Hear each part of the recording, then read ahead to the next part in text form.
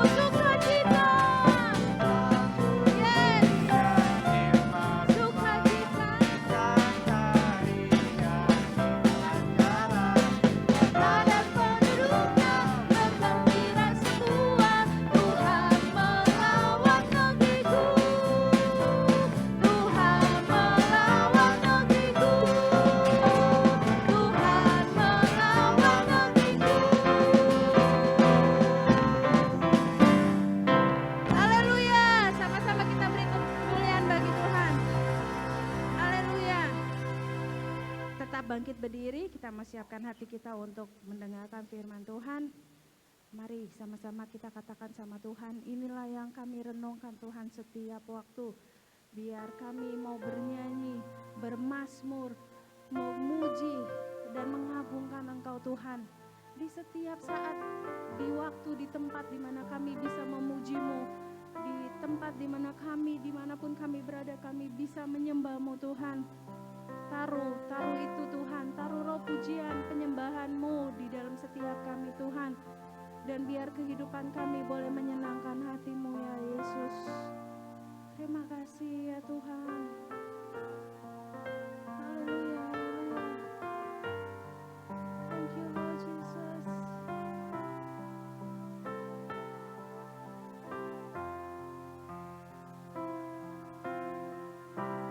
Inilah yang ku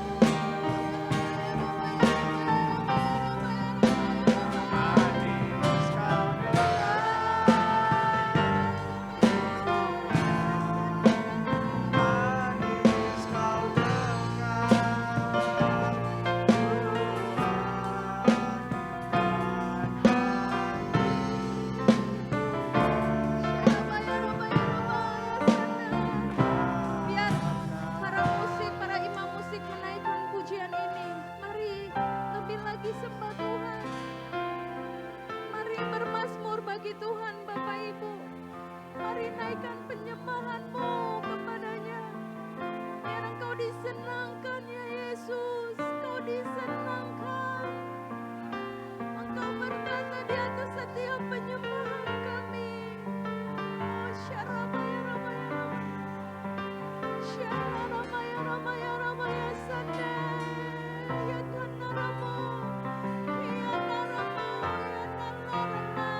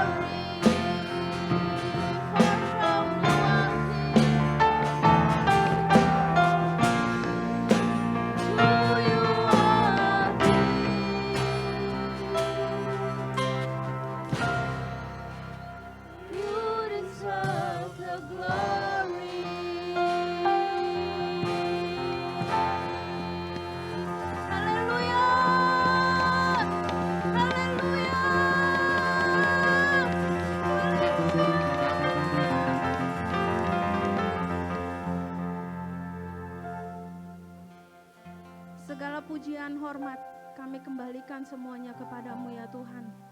Karena Engkau yang layak terima semuanya Tuhan. Engkaulah Raja kami, Raja di atas segala Raja, Tuhan di atas segala Tuhan. Tiada Tuhan selain dirimu ya Tuhan Yesus. Engkau Allah penyembuh kami, Engkau Allah pembebas kami, Engkau Allah pelepas kami, Engkau Allah kekuatan kami, keselamatan kami, dan Engkau adalah terang kami ya Tuhan.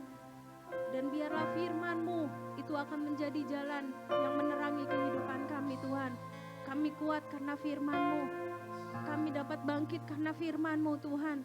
Kami dapat bertindak karena firman-Mu yang akan mengingatkan setiap kami ya Tuhan, yang meneguhkan setiap kami, yang akan memperbaiki kelakuan kami, membawa kami menjadi orang-orang yang benar di hadapan-Mu ya Tuhan Yesus. Dan kami boleh memperbaiki setiap kesempatan yang Kau berikan bagi kami boleh memperbaiki setiap kesalahan kami Tuhan. Dan kami boleh menjadi anak-anak kesayangan-Mu Tuhan, anak-anak yang berkenan kepadamu Tuhan. Anak-anak yang boleh Engkau lihat Tuhan, melakukan amanat agung-Mu di zaman ini ya Tuhan. Firman-Mu itu akan menjadi terang pelita bagi setiap kaki kami Tuhan. Dan firman-Mu yang akan meneguhkan, mengokohkan, menjadi dasar bagi kami Tuhan. Sehingga kami kuat menghadapi tantangan kami ke depan Tuhan. Kami kuat karena Engkau Tuhan, firman-Mu yang akan memberi kelegaan atas setiap kami. Dalam nama Tuhan Yesus, kami siapkan tubuh, jiwa, roh kami Tuhan, bahkan telinga kami, telinga seorang murid untuk mendengar firman-Mu. Dan kami boleh menjadi pelaku akan firman-Mu. Terpujilah nama-Mu ya Tuhan Yesus. Dalam nama Tuhan Yesus yang siap mendengarkan firman Tuhan, sama-sama katakan amin. Silakan duduk Bapak Ibu, kita akan mendengarkan firman Tuhan.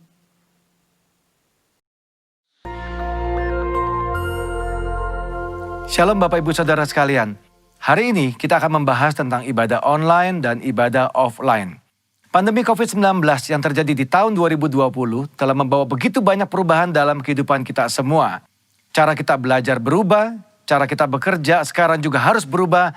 Begitu juga dengan cara kita hidup, semuanya telah berubah. Termasuk bagaimana cara gereja menjalankan ibadahnya hari-hari ini. Gereja berpindah dari ibadah offline menjadi ibadah online untuk menyikapi situasi yang sedang berkembang.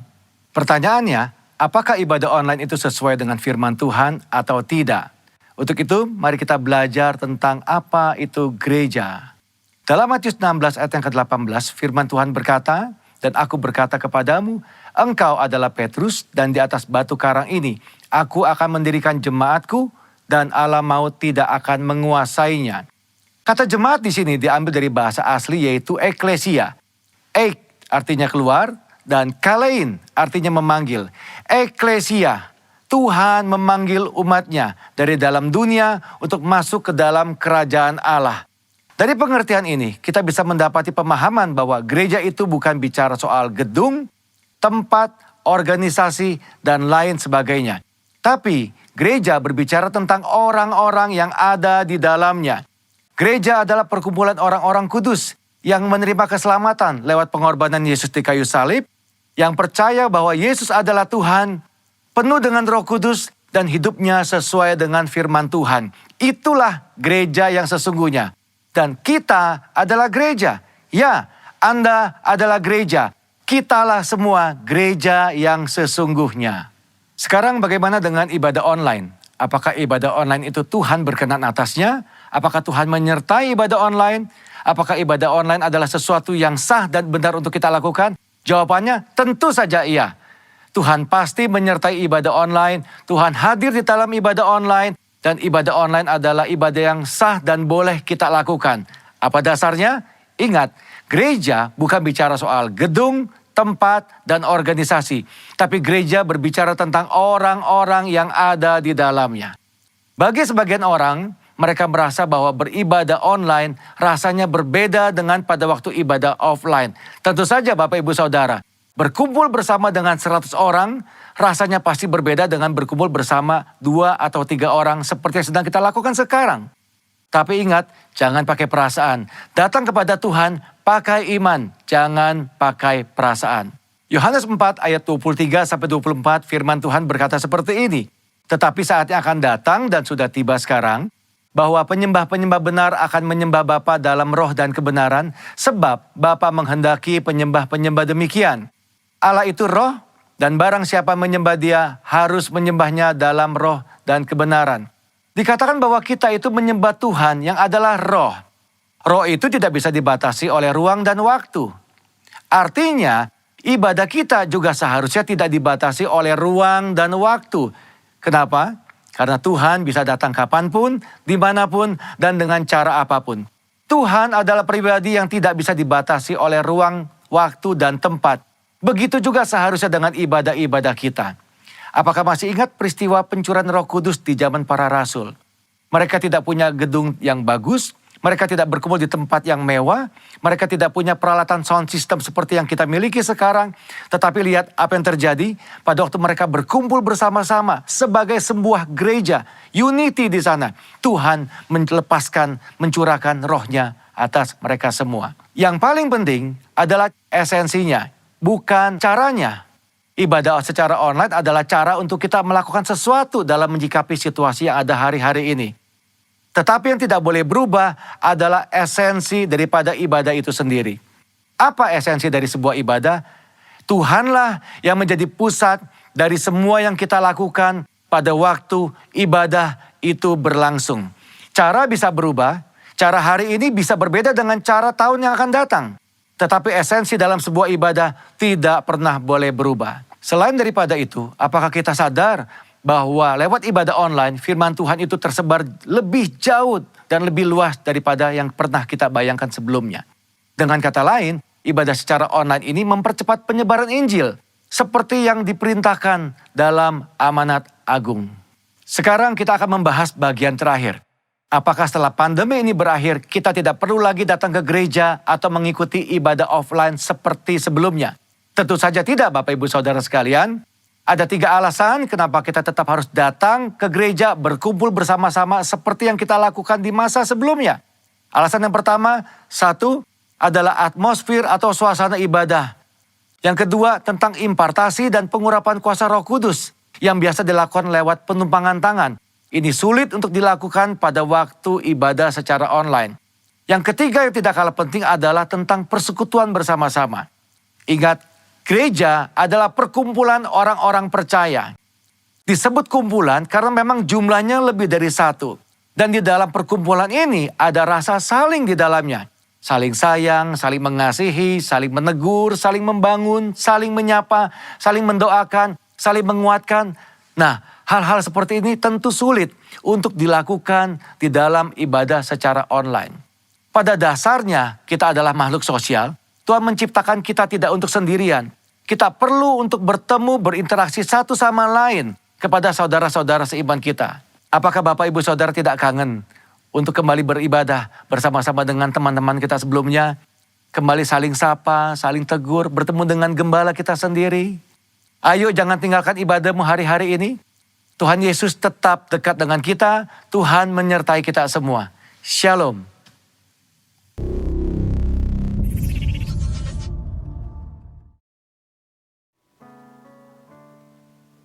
Selamat pagi Bapak Ibu, Saudara sekalian dikasihi oleh Tuhan Yesus. Shalom, Tuhan tetap terus menyertai kita sekalian. Mari kita pada pagi hari ini kita kembali akan merenungkan firman Tuhan dan kita minta pengurapan dari Roh Tuhan untuk membuka, menyertai kita dan membuka mata hati kita supaya kita mengenal kebenarannya dan terus kita didewasakan di dalam Dia. Pagi hari ini saya ingin mengajak kepada saudara sekalian untuk merenungkan dari satu tema persiapan menghadapi krisis. Mungkin dari antara saudara berkata, Pak udah terlambat ini krisis sudah datang kok baru persiapan.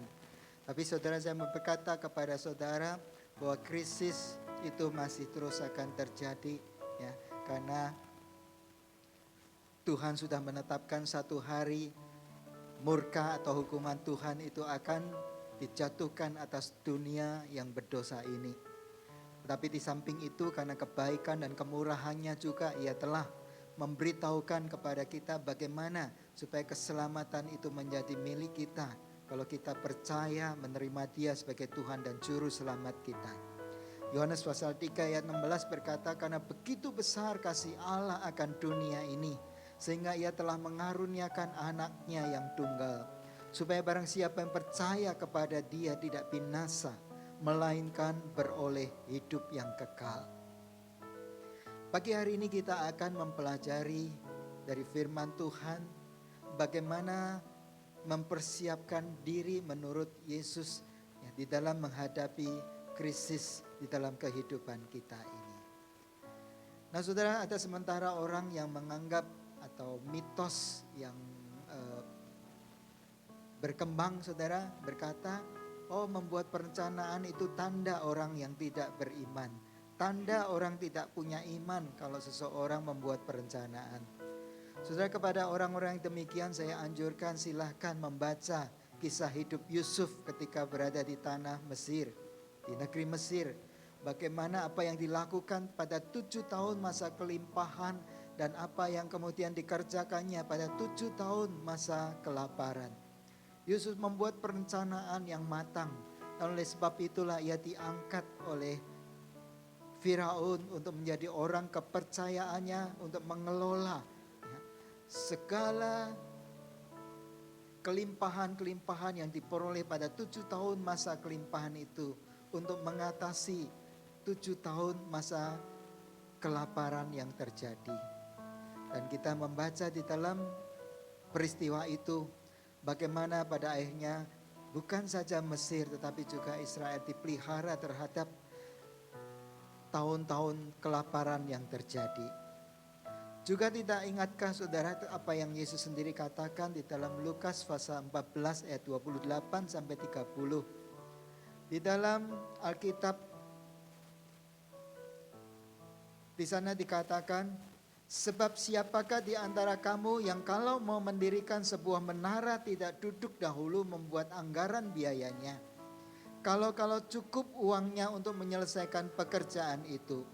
Supaya jikalau ia sudah meletakkan dasarnya dan tidak dapat menyelesaikannya, jangan-jangan semua orang yang melihatnya mengejek dia sambil berkata, orang itu mulai mendirikan tetapi ia tidak sanggup menyelesaikannya. Atau raja manakah yang kalau mau pergi berperang melawan raja lain tidak duduk dahulu untuk mempertimbangkan apakah dengan 10.000 orang ia sanggup menghadapi lawan yang mendatanginya dengan 20.000 orang? Jikalau tidak, ia akan mengirim utusan selama musuh itu masih jauh untuk menanyakan syarat-syarat perdamaian. Jadi jelas sekali perencanaan itu bukan tanda orang yang tidak punya iman. Karena Yesus sendiri juga mengatakan membuat perencanaan dalam apa yang tadi kita baca di dalam Lukas pasal 14 ayat 28 sampai dengan 32. Nah kalau hal-hal yang fana ini pun kita penting untuk membuat perencanaan. Saudaraku, apalagi untuk hal-hal yang bersifat kekal, saudaraku. Ya, perencanaan ini sungguh-sungguh diperlukan di dalam hidup kita sekarang ini. Nah saudara, sesungguhnya krisis itu memiliki 2 aspek. Yang pertama adalah aspek kekinian, ya, present sekarang. Ya. Artinya suatu aspek historis yang berarti kesulitan dan tekanan hidup yang terjadi di masa sekarang ini. Yang kedua, krisis juga memiliki aspek keakanan atau future, akan datang, dan ini bersifat eskatologis. Ya. Artinya akan ada murka dan hukuman Allah pada akhir zaman yang akan terjadi atas manusia. Nah saya memberi contoh saudaraku, kalau kita lihat di dalam awal-awal masa keluaran bangsa Israel dari Mesir sana dikatakan Tuhan menghujani bangsa Mesir dengan 10 tulah. Kemudian Alkitab juga mencatat di dalam kitab Wahyu menjelang kedatangan Tuhan yang kedua kali. Itu ada tulah-tulah, yaitu murka Tuhan yang lemparkan atas dunia ini. Supaya manusia bertobat dari segala jalan-jalannya yang jahat. Dan kesempatan yang Tuhan tawarkan kepada mereka itu masih memungkinkan untuk mereka terima. Nah, sisi baik dari suatu krisis paling tidak ada 3 hal. Yang pertama adalah krisis ini akan mengajar kita untuk mengenal siapa Tuhan. Mata kita dibuka tentang siapa Tuhan. Kita mengingat tentang Daud, saudara. Di dalam hidupnya ada begitu banyak krisis-krisis yang dilewatinya. Ia lari dikejar oleh musuh-musuhnya. Harus meninggalkan istananya. Dikejar oleh anaknya sendiri yang bernama Absalom. Yang akan memberontak kepada dia. Tetapi kita lihat, saudara, justru di dalam krisis-krisis yang begitu banyak di dalam hidup Daud ini, Daud begitu kaya pengenalannya akan Tuhan. Matanya terbuka untuk mengenal siapa itu Tuhannya. Daud bisa menyebut Tuhan itu sebagai gunung batunya ketika ia bersembunyi di pegunungan-pegunungan batu. Daud bisa menyebut Tuhan itu adalah kota bentengnya. Karena Daud merasakan bahwa perlindungan Tuhan itu begitu kokoh di dalam hidupnya. Daud bisa menyebut Tuhan juga sebagai tempat perteduhan. Di mana ia bernaung, di mana ia berlindung kepadanya. Ada macam-macam lagi, saudaraku, yang Daud sebutkan nama-nama tentang Tuhannya. Tuhan adalah gembalaku dan sebagainya, saudara. Hal-hal itu didapati Daud dari pengalamannya ketika kesulitan-kesulitan itu terjadi di dalam hidupnya. Di dalam pelariannya dia mendapatkan betapa Tuhannya itu begitu setia dan melindungi dia begitu rupa. Di dalam krisis-krisis kehidupannya mata Daud dibuka dan dia mengenal siapa itu Tuhan bagi dirinya. Yang kedua, saudara, krisis. Di dalam krisis itu Tuhan menyatakan secara progresif tentang siapa dirinya. Dalam masa ini kita mengenal Jehovah Jireh, Tuhan sang penyedia. Kita juga mengenal Jehovah Rafa, Tuhan sang penyembuh. Kita mengenal juga Jehovah Nisi, Tuhan panji kemenanganku. Kita juga mengenal istilah Jehovah Shalom, yang artinya Tuhan sumber damai sejahtera. Kita juga mengenal Jehovah Shammah, Tuhan Maha Hadir. Kita juga mengenal Jehovah Rohi, Tuhan Gembalaku. Kita juga mengenal Jehovah Tsidkenu, yang berarti Tuhan kebenaranku. Saudara, sebutan-sebutan dari nama-nama Tuhan ini didapatkan ketika krisis demi krisis itu terjadi. Dan Tuhan menyatakan siapa dirinya secara progresif dalam krisis-krisis yang terjadi di dalam kehidupan para tokoh-tokoh di dalam Alkitab. Yang ketiga, krisis ini menyatakan siapa atau aroma asli dari seseorang. Krisis akan menyingkapkan topeng-topeng yang dipakai oleh seseorang. Krisis akan menyingkapkan kemunafikan dari orang-orang. Krisis juga akan menyatakan siapa murid sejati dan siapa murid yang palsu. Dan di dalam krisis ini juga akan menyingkapkan siapa orang yang bijaksana dan siapa orang yang bodoh. Mari saudara kita membuka Alkitab kita di dalam Matius pasal yang ke-7.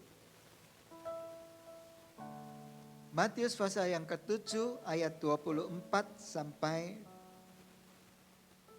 27. Matius pasal 7 ayat 24 sampai dengan 27. Hampir sama dengan 2 minggu lalu, saudara, ketika saya sampaikan tentang Lukas ya tentang 2 macam dasar ini juga. Tetapi pada 2 minggu yang lalu pokok bahasan kita berfokus pada pilihan ya dari lapisan tanah yang dijadikan landasan buat orang yang membangun rumah di atasnya. Dan juga pada 2 minggu yang lalu kita berfokus pada upaya-upaya yang dibuat oleh pembangun rumah ini untuk mendapatkan lapisan tanah yang kokoh buat rumahnya didirikan. Nah, pada pagi hari ini dalam Matius pasal 7 ayat 24 sampai 27 kita akan fokuskan pembicaraan kita pada karakter dari pembangun rumah ini. Mari kita membaca bersama-sama Matius pasal 7 ayat 24 sampai 27. Setiap orang yang mendengar perkataanku ini dan melakukannya, ia sama dengan orang yang bijaksana yang mendirikan rumahnya di atas batu. Kemudian turunlah hujan, datanglah banjir. Lalu angin melanda rumah itu, tetapi rumah itu tidak rubuh sebab didirikan di atas batu. Tetapi setiap orang yang mendengar perkataanku ini dan tidak melakukannya, ia sama dengan orang yang bodoh yang mendirikan rumahnya di atas pasir. Kemudian turunlah hujan, datanglah banjir, lalu angin melanda rumah itu, sehingga rubuhlah rumah itu dan hebatlah kerusakannya. Saudara, ada 2 jenis pembangun rumah yang dikatakan di dalam Matius pasal 7 ayat 24 sampai 27. Yaitu orang yang bijaksana dan orang yang bodoh. Persamaan dari keduanya yang dicatat di dalam apa yang kita baca tadi adalah keduanya sama-sama mendengar firman Tuhan. Yang kedua, keduanya itu sama-sama membangun rumah. Tetapi perbedaan dari keduanya adalah yang bijaksana bukan sekedar mendengar tetapi melakukan. Sedangkan yang bodoh hanya mendengar saja. Yang bijaksana ini memilih batu sebagai lapisan untuk pondasi rumahnya ini didirikan. Sedangkan orang yang bodoh memilih pasir sebagai landasan bagi pondasi rumahnya untuk didirikan di atasnya. Orang yang bijaksana ini mengantisipasi kalau suatu waktu krisis terjadi. Orang yang bijaksana ini melakukan satu mitigasi resiko. Nah saudara, kalau kita mau membangun suatu rumah yang tinggi gitu, ya, di dalam perencanaannya, insinyurnya biasanya itu akan membuat perhitungan-perhitungan perencanaan. Untuk itu dia akan melihat peta gempa. Di dalam peta gempa itu yang disusun oleh ahli-ahli gempa di Indonesia, saudara, kalau kita mendirikan di Indonesia, ya, itu ada zona-zona gempa di setiap pulau-pulau dan di setiap wilayah-wilayah di Indonesia. Ini sudah dipetakan intensitas gempanya di wilayah-wilayah tertentu itu beda. Nah, insinyurnya harus memperhatikan peta gempa ini, rumah ini didirikan di wilayah mana. Dan dia harus memperhatikan apa yang sudah dipetakan di sana sebagai satu syarat agar kekuatan bangunan yang didirikan ini bisa disetujui suatu kali kalau dokumen-dokumen izin mendirikan bangunan ini diajukan kepada tim. Katakanlah di Jakarta, tim DKI. Ya, ini mereka akan memeriksa, tim ahli gempa itu akan memeriksa saudara. Ya, perhitungan-perhitungan perencanaannya apakah sudah ya mengakomodasikan ketentuan-ketentuan yang disyaratkan. sudah melakukan mitigasi risiko kalau suatu kali ada gempa yang terjadi. Dan kalau ini tidak dibuat, saudaraku, bangunan itu tidak akan mendapatkan izin bangunannya untuk didirikan, dan bangunan itu tidak bisa berdiri. Kalau seseorang mau mengembangkan satu wilayah, kepada developer ini juga diminta biasanya apa yang disebut AMDAL, analisa mengenai dampak lingkungan. Di dalam analisa ini sekali lagi saudara dipikirkan dan diperhitungkan ya, risiko-risiko yang terjadi kalau ya, daerah ini dikembangkan. Apakah banjir akan terjadi, apakah kerusakan lingkungan hidup akan terjadi dengan adanya pengembangan di wilayah yang bersangkutan. Nah saudaraku, inilah orang yang bijaksana, dia memikirkan potensi-potensi risiko apa yang terjadi di masa depan dan dituangkan di dalam perencanaan yang akan dia buat untuk bisa mendirikan suatu bangunan. Sedangkan orang bodoh tidak memperhatikan itu.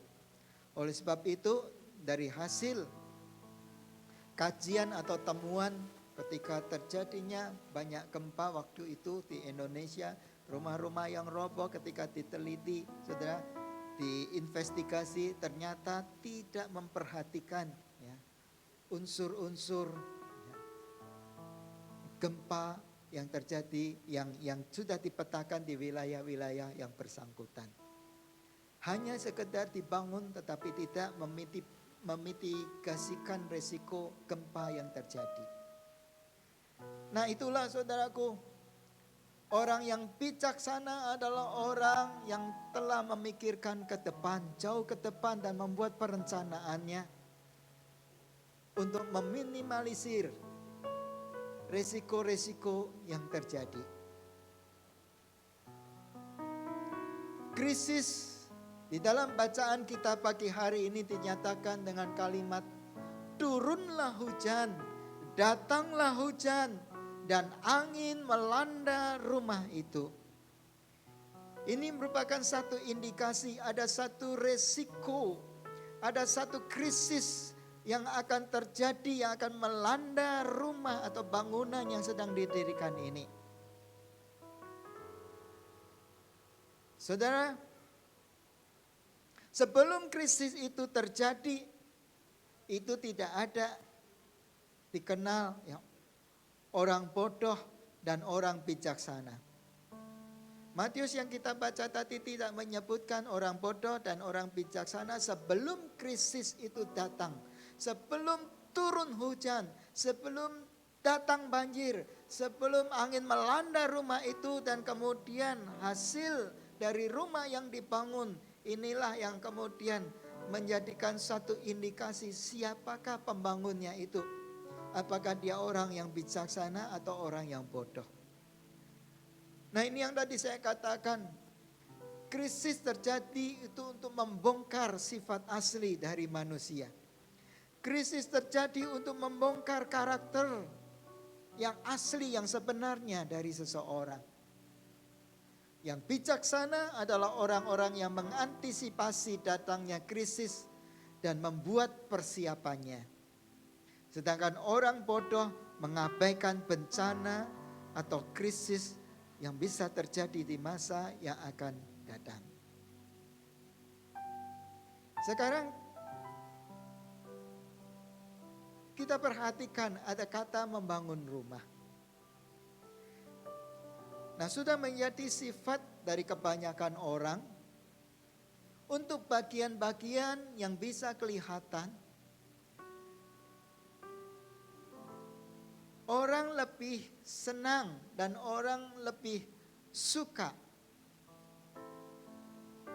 dan tidak keberatan untuk mengeluarkan uang yang lebih banyak untuk bagian-bagian yang bisa terlihat. Tampak rumah itu yang bagus, kemudian bagaimana interior desainnya, ya, kemudian bagaimana melapisi ya, dinding-dinding rumah itu, ya, dengan material-material yang mewah dan material-material yang sungguh ya, sangat baik, dan itu mengeluarkan uang banyak. Tapi orang lebih cenderung, lebih suka mengeluarkan uang-uang untuk penampilan dari rumah itu daripada mengeluarkan uang yang mahal untuk bagian yang tertanam di bawah tanah, yaitu pondasinya. Karena apa, saudara? Pada dasarnya orang lebih suka itu menerima pujian. Jadi orang lebih suka dipuji. Orang lebih suka menerima satu kekaguman ya, dari rumah yang dia bangun. Tetapi untuk hal-hal yang tersembunyi, yaitu di pondasinya, karena tidak menghasilkan apa-apa, ya, tidak mendatangkan pujian bagi dirinya, orang lebih berat untuk mengeluarkan uang di bagian sana. Padahal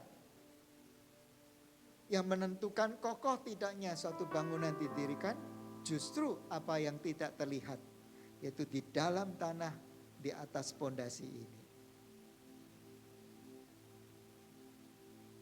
Nah, saudara, kembali kalau orang mau membangun suatu bangunan, suatu pengembangan suatu wilayah, biasanya di dalam dokumen kontrak itu juga ada istilah design life. Ya. Umur perencanaan umumnya ditetapkan 20 sampai 25 tahun. Artinya orang yang terikat dengan kontrak untuk pembangunan itu terikat selama 20 sampai 25 tahun dari umur bangunan atau fasilitas yang dia sedang bangun. Kalau sampai terjadi kerusakan-kerusakan sebelum umur bangunan yang tertera di dalam kontrak, maka masih menjadi tanggung jawab dari pengembang atau pembangun itu untuk memperbaikinya. Tetapi walaupun kelihatan lama, tetap ada batasannya, saudara. Tetapi perhatikan apa yang Yesus tawarkan. Dia bukan saja menawarkan design life, tapi dia menawarkan eternal life, satu kehidupan yang kekal yang tidak punya batasan. Dan ini yang diajarkan di dalam firman Tuhan.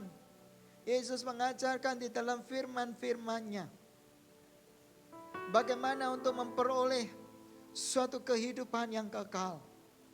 Bagaimana untuk memperoleh suatu bangunan yang bukan saja kokoh di masa sekarang, tetapi kokoh di masa yang akan datang, di masa kekekalan. Sekarang kita masuk bagaimana yang Yesus ajarkan untuk mempersiapkan diri menghadapi krisis. Yang dituliskan di dalam Matius pasal 7, ayat-ayat yang kita baca tadi.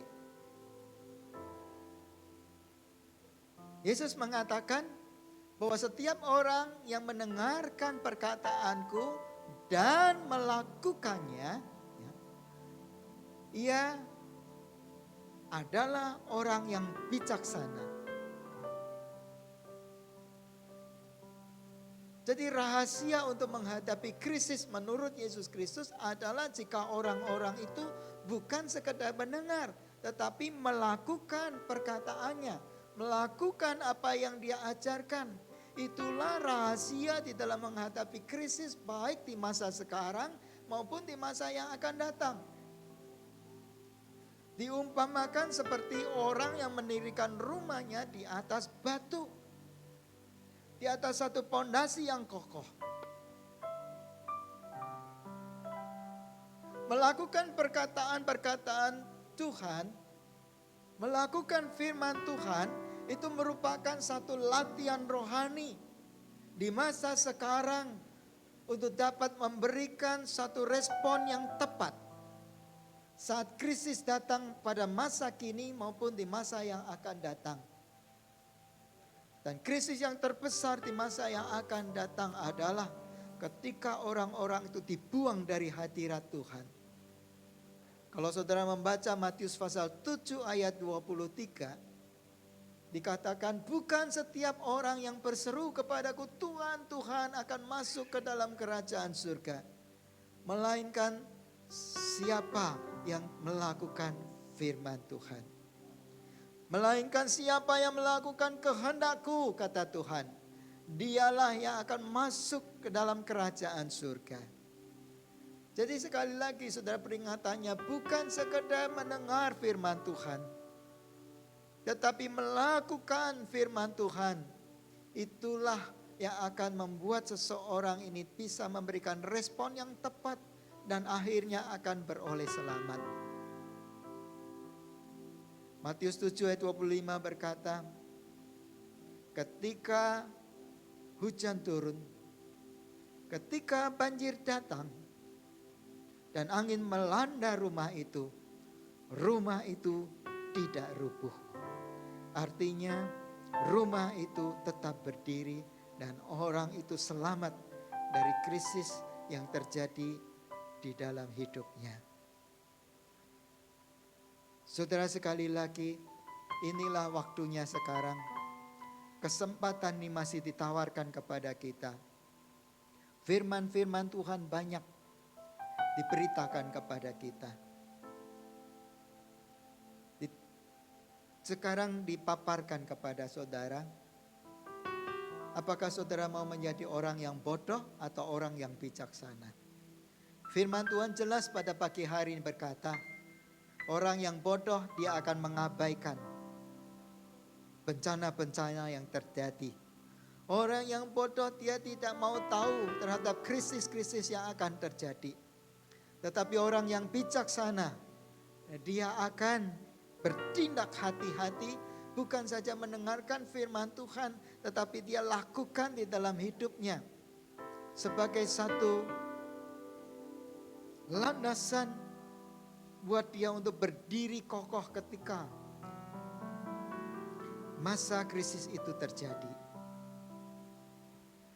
Tadi saya sebutkan saudara, ketika kita melakukan firman Tuhan itu kita seperti sedang melakukan latihan rohani.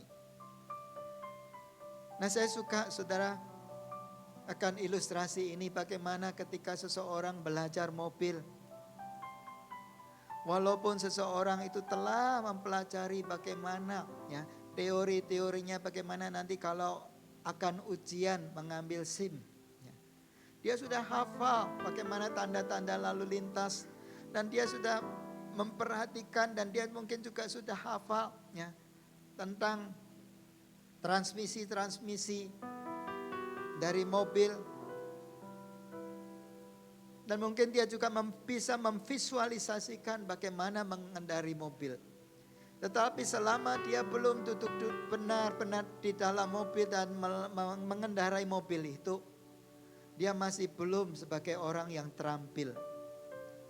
Ketika orang terus berlatih dengan mobilnya, katakanlah dengan transmisi manual, makin lama dia berlatih, dia akan makin mempunyai feeling ya, bagaimana dia akan memasukkan gigi 1, ya, gigi 2, gigi 3, gigi 4, gigi 5 dan sebagainya. Bagaimana dia berhenti, ya, bagaimana dia memarkir mobilnya, bagaimana dia menginjak rem. Saudara, itu akan terlatih kalau dia benar-benar mengendarai mobilnya, bukan sekedar membaca teori-teorinya. Dan begitulah saudaraku, makin lama kita berlatih di dalam melakukan firman Tuhan, kepekaan kita akan dibangun.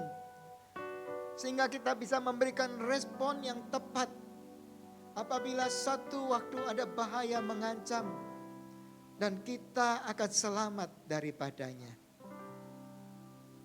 Oleh sebab itu saudaraku, mari kita perhatikan firman Tuhan pagi hari ini yang kita lakukan.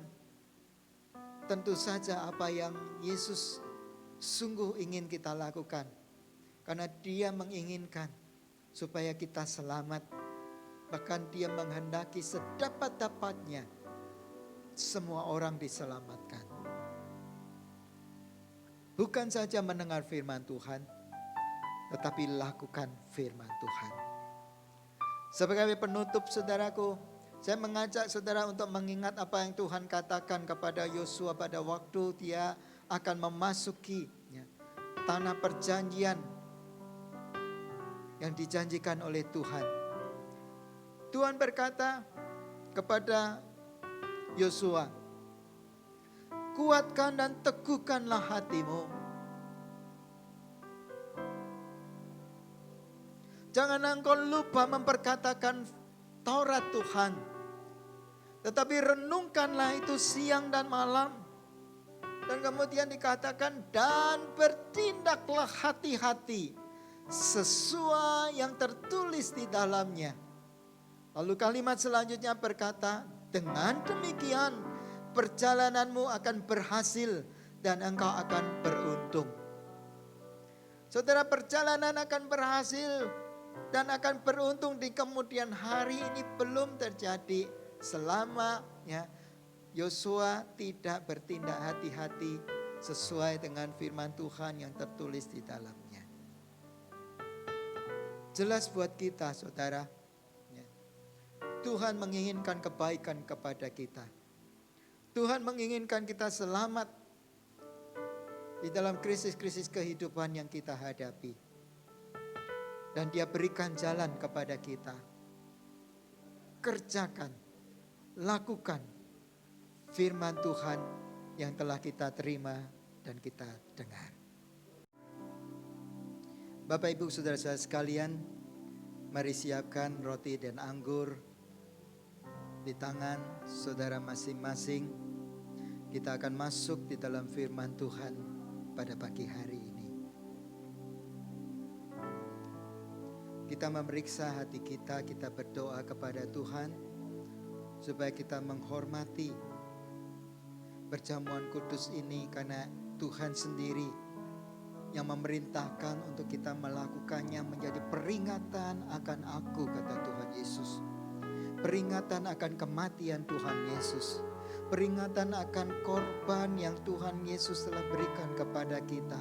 Hidupnya dipersembahkan kepada kita. Ia mati ganti kita. Ia menebus dosa-dosa kita. Ia telah mengangkat segala kelemahan kita. Dan Ia memberikan hidup yang baru di dalam kebangkitannya. Mari kita berdoa terlebih dahulu. Kuduskan dan sucikan hati kami ya Tuhan Yesus. Dan kami berterima kasih kepadamu. Engkau terus mengingatkan kepada kami. Engkau memperingatkan kepada kami untuk kami melakukan perjamuan kudus ini. Dengan demikian kami terus diingatkan akan adanya satu kasih yang tidak ternilai. Satu kasih yang begitu besar.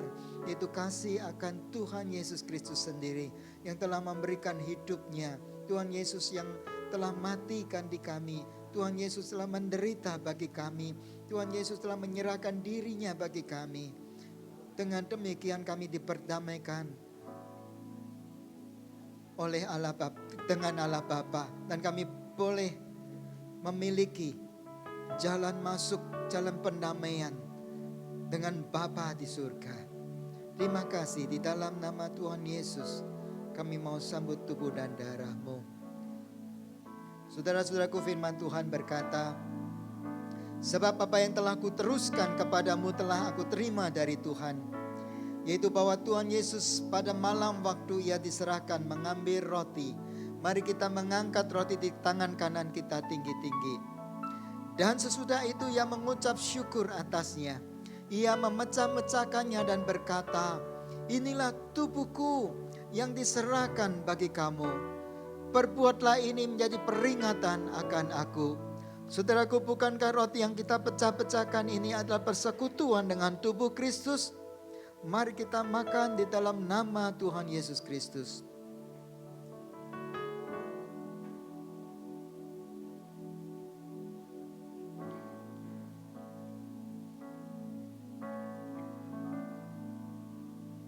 Kita angkat cawan di tangan kanan kita tinggi-tinggi.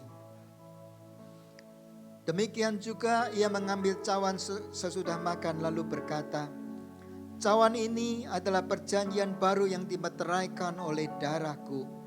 Perbuatlah ini setiap kali kamu meminumnya menjadi peringatan akan aku. Saudaraku, bukankah cawan pengucapan syukur yang atasnya kita ucapkan syukur ini adalah persekutuan dengan darah Kristus? Mari kita minum di dalam nama Tuhan Yesus Kristus.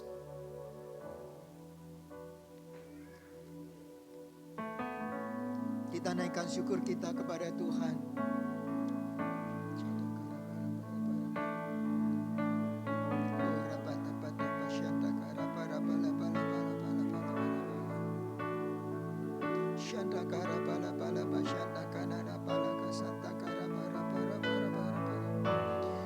Terima kasih Yesusku, terima kasih Yesusku, puji syukur hanya bagi Tuhanku.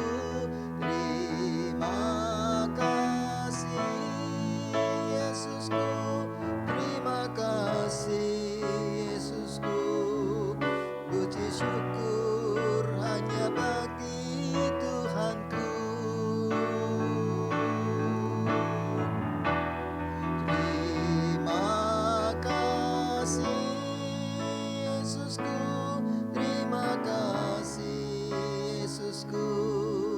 Puji syukur hanya bagi Tuhanku.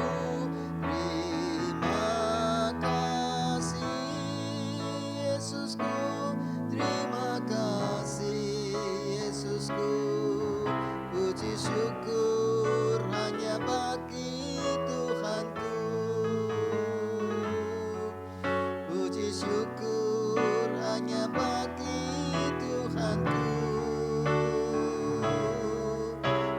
Syukur hanya bagi Tuhanku.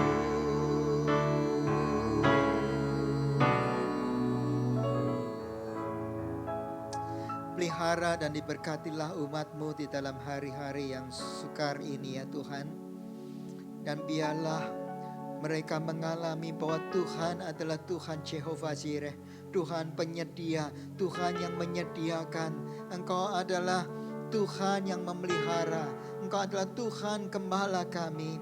Tuhan, sama seperti pemazmur berkata, Engkau gembala kami, kami tidak kekurangan. Engkau membaringkan kami di padang rumput yang hijau, di air yang tenang.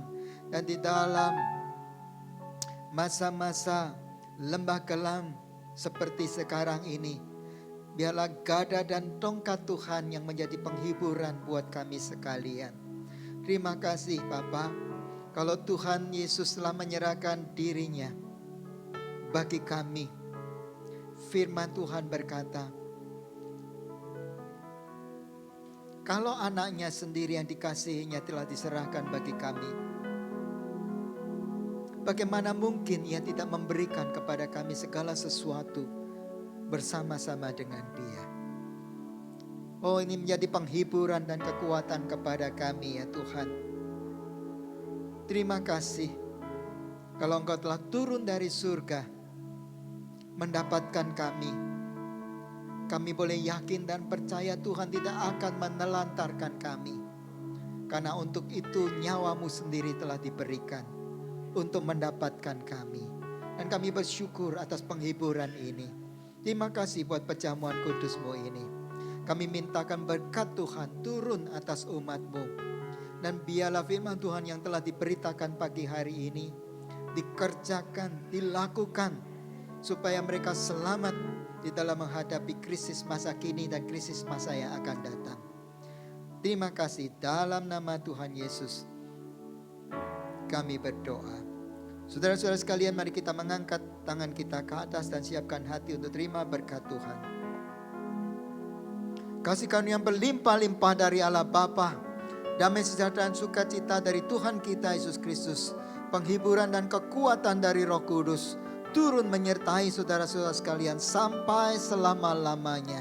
Mari semua yang percaya kita katakan amin. Aku mengasihi Engkau Yesus dengan segenap hatiku. Aku mengasihi Engkau Yesus dengan segenap jiwaku.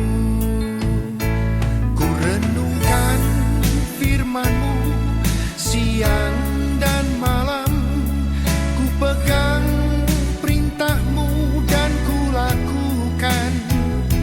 Engkau tahu ya Tuhan, tujuan hidupku hanyalah untuk menyenangkan hati-Mu.